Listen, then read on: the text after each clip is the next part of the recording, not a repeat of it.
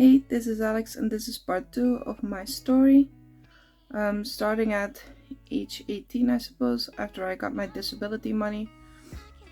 I have been to court many times because I didn't go to school. Because here in the Netherlands, it's actually like mandatory to go to school. If you don't go to school, you get reprimanded and you have to go to court. Yeah, fun. Weirdos. I do have to say I'm pretty grateful for everything this country has done for me, because aside from the disability money, they give a lot of extra funds for things like people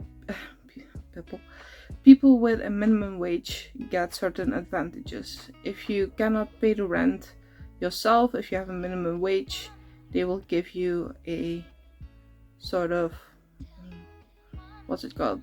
They will give you a fund for that to help with the rent. It's a little bit less than half of the rent, so that's great. Other than that, they also give you a fund for your health insurance, so you can, I think it's 1/3 about, something like that I get every month, so to help with my health insurance.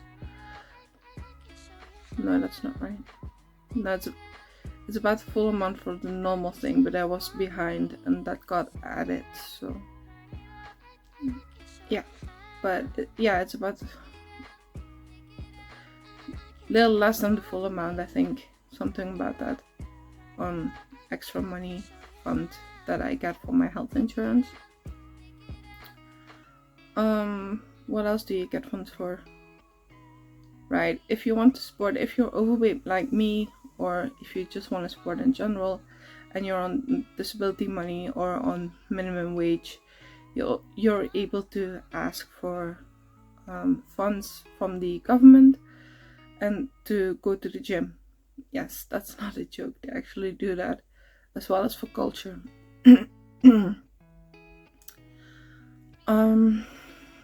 Yeah, so that's pretty great. I'm hoping one day to get a bike pretty soon, actually, but right now I'm too heavy. I'm counting on a weight of 100 kilograms, which is 200 pounds, something about that, and then I can buy a bike and have that as transportation, because I do not own a car, as you can probably imagine. I cannot afford one, neither could I actually drive one. I'm terrified in traffic.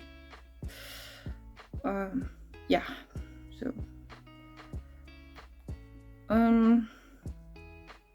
yeah, it's kind of great. And one of the things that that really helped me through tough times, by the way, is having cats and a dog. They were my light, and unfortunately I no longer have my cat. He has been he got sick one day, and we took him to the vet, and he never came home. It turned out that he had some kind of lung embolism that started in his legs, went up to his lungs or something like that. I don't really understand what happened. But having a pet really helps with your mental health, which is why if you're watching this video, please consider getting a cat or a dog. There are many strays or cats in the places.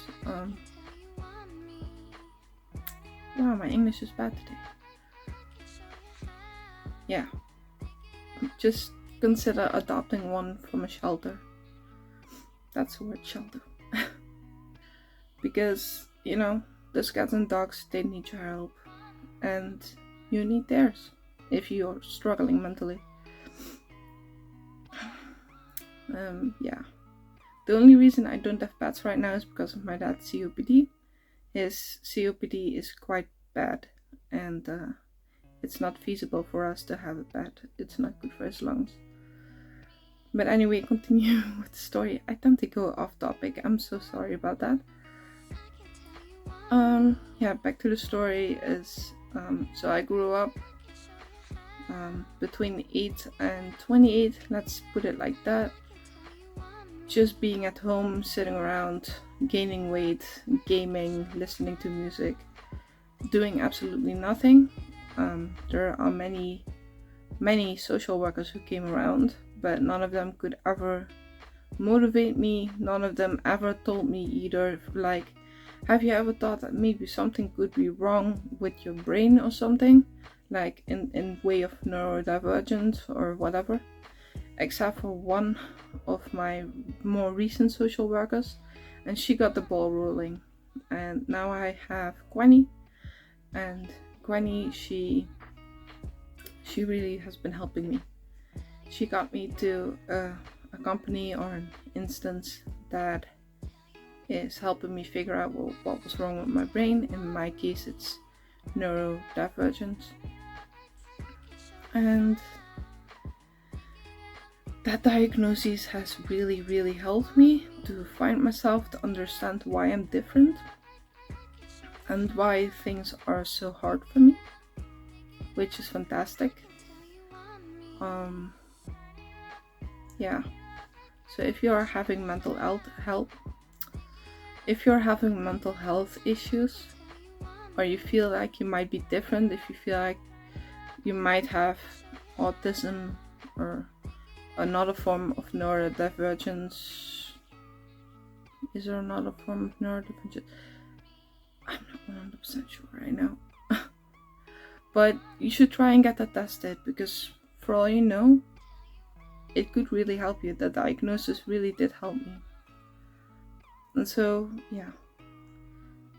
Now, a year later, I'm 29 years old, and I was still in a depression until last month, when I had a conversation with a friend of mine, as I've explained before. And I realized that I was missing out on a shit ton of things. I was royally fucking up my life.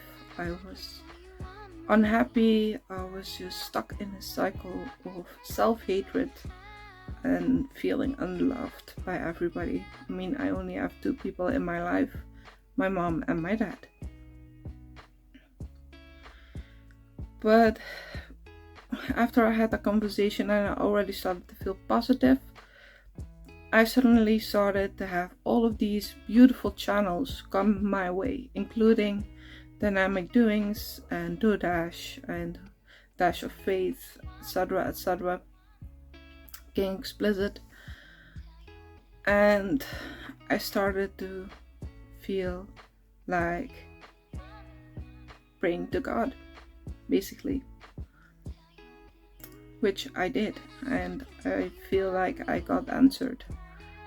I don't really want to get into that part right now, but yes, I feel like I got answered in a way or a sense that made me accept the Lord. I've always known that there was something out there. I've always felt like there was a God or whatever universal being or something like that. I do believe in the universe as well, and the law of attraction. I know the law of attraction works. I've had many different kind of things happen for me already. Manifestation is definitely a real thing. But yeah, since I started praying, things have been getting better for me. And then a little bit over a week ago, I saw DoorDash online, and again, and she explained, like, what are you afraid of? Just pick up the camera, be yourself, and start making videos. So here I am. Thanks to DoorDash and Dynamic Doings, those two women who inspired me so much, I'm here right now making my videos. And I cannot thank them enough. They have given me a gift. I will never be able to repay them. Even if nobody will watch my channel, even if my channel will not blow up, even if whatever. You know, it's not about money or views for me. It's all about just making videos, because I really do love this, and it's been very therapeutic as well. And so I recommend to everybody to start making their own videos, with the kindness of my heart, because it really is very therapeutic and very comforting at points. And I know some people say that social media can be frustrating. I mean, it can be if you're being an idiot like me. I was attempting to, at first, I was attempting to script my videos. I was attempting to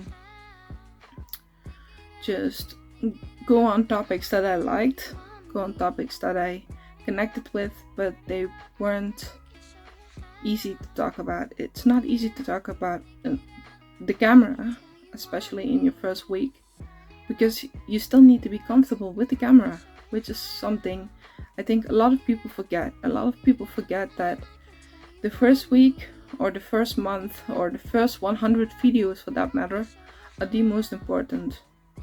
You need to find yourself in front of the camera and you need to be more comfortable with the camera, and that's not something that will happen overnight. I still need to find my own confidence. I know I have some confidence speaking issues which make me sound a little bit boring at times. I know I can sound a bit monotone, which is not my intention. But this far, I'm not gonna worry too much about it. I'm just gonna keep posting, like King Explicit has told me to do. I will keep posting. I will be trying to keep consistent. And yeah. So I hope this video isn't too boring for everybody. I know it's about 12 minutes long already. But if you have watched until this point, I love you so much. Glory be to God, as Dash of Fate says, because it's true. Glory be to God. And I will see you hopefully in my next video. I love you and see you next time.